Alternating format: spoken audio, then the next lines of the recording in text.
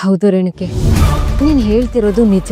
ಪ್ರಕೃತಿ ಇವತ್ತು ತುಂಬಾ ಅಸಹಜವಾಗಿದೆ ಅನ್ನಿಸ್ತಾ ಇದೆ. ನಿನ್ ಮಾತು ಕೇಳಿದ್ಮೇಲೆ ನಂಗೂ ಅಸ್ಪಷ್ಟವಾದ ಆತಂಕ ಶುರುವಾಗ್ತಿದೆ.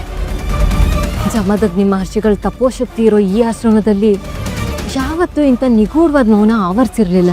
ಪ್ರಾಣಿಗಳು ಪಕ್ಷಿಗಳು ಕೂಡ ಇವತ್ತು ಸ್ತಬ್ಧವಾಗಿದೆ ಅನ್ನೋ ತರ ಇದೆ.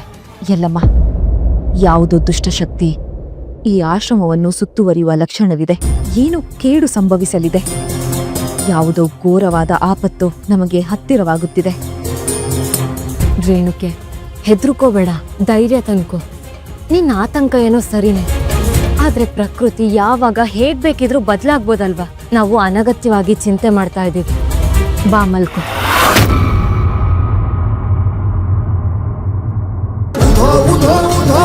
ರೇಣುಕಾ ಯಲ್ಲಮ್ಮ ಶ್ರೀ ರೇಣುಕಾ ಯಲ್ಲಮ್ಮ.